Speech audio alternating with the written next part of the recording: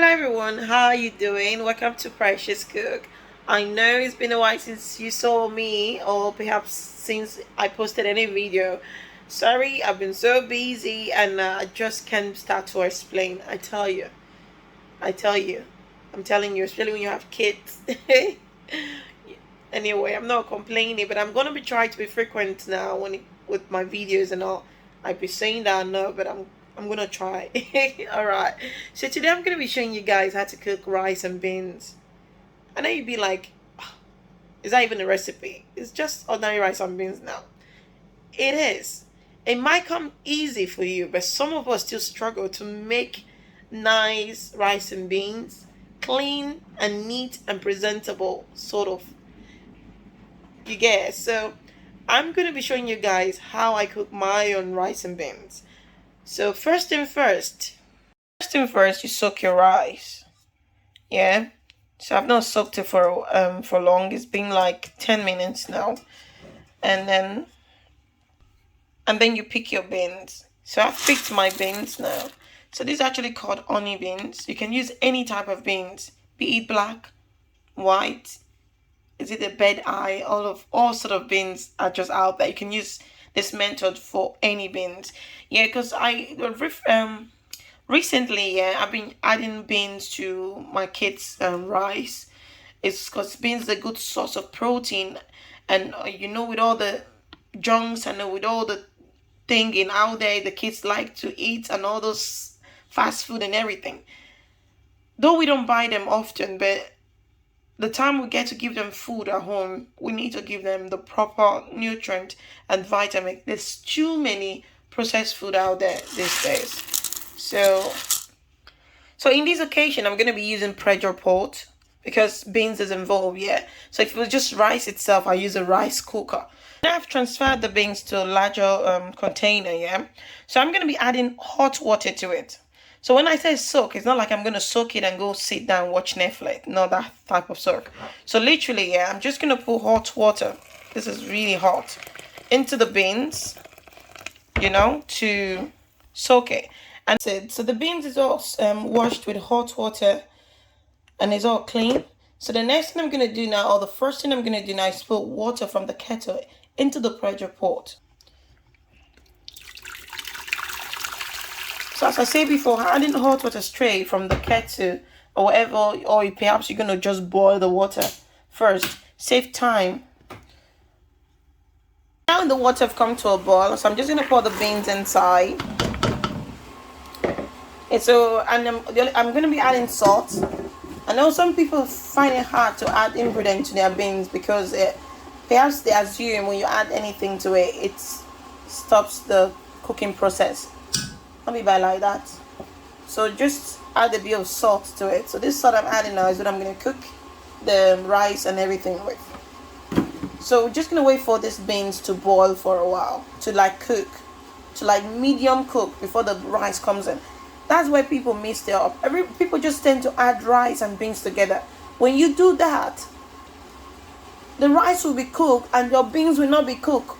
And even when your beans end up cooked or soft, your rice go turn to egbo. Your rice will be too soft. The rice will be too soft. So now I've just put the beans inside the pot now. So it cooks for a while. So I did add water just now because the water I added is not enough. So the water there is what the rice is going to be cooked with. Okay, now so the beans is cooked, not all fully cooked. So I'm going to add in rice now. So that while the rice is cooking, the beans gets to cook properly as well. So I kind of just cook the beans halfway done. So that's how it is now. So, and also let me remind you, if you're going to be using pressure pot, please, you have to let it cool down before you open it, because if you open immediately, you know how it is. There's a big risk when you open your pressure pot while it's still very hot, while your food is still boiling. Please let it cool down. So in order for it to cool down, I did off the gas. So it cooked a bit and slowly cooled down by itself, and then I open it now. So I'm just going to turn my rice inside. Remember I told you how I washed the rice and everything. So now I'm going to be adding hot water to it. Because the water from the beans is not much. But you need to add enough water so you can cook your beans and rice properly.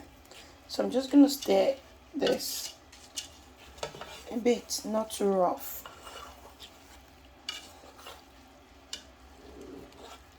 So this rice I'm using now, sorry. This rice I'm using now is basmati Thai rice. So you can I decided to use this I decided to use this rice because it's tricky cooking basmati rice, especially when it's Thai rice or like Asian type of basmati rice, you see. So I'm using this. So it's you see how it comes out. So to tell you if you're using other type of rice like Easy Cook and all of those other ones. Anyone complaining and be like, oh, you're using a nice rice now. Perhaps I can't use my basmati rice. I use basmati rice just so you know you can use any rice. Because cooking basmati rice can be very tricky. So I'm using this now. So you know that for other rice like Easy Cook and all other sort of basmati rice that are not too complicated, this is easy peasy for you.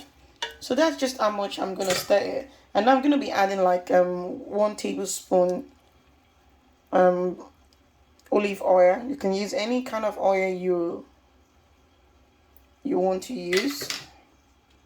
So I use 1 tablespoon. You can use 2. You can even add coconut oil. So I don't have coconut oil now. So that's why I'm using olive oil. So the coconut oil just gives it this nice aroma. So that's just basically. So now that it's all in together now, so I'm gonna close it and then cook these two together.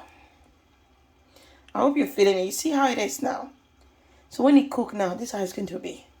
And then when you want to dish, just dish portion by portion, clean and neat. Okay, now the food is all ready. So I'm just gonna open it. All right, now you see that's how you cook your rice and beans, clean and neat. You see the color of the beans did not ruin the color of the rice. The rice is white. The rice is still white and is looking all clean and neat.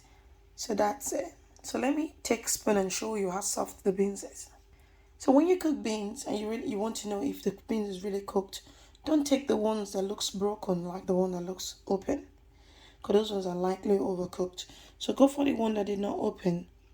Those are the ones you use to know if your beans is soft or not. See?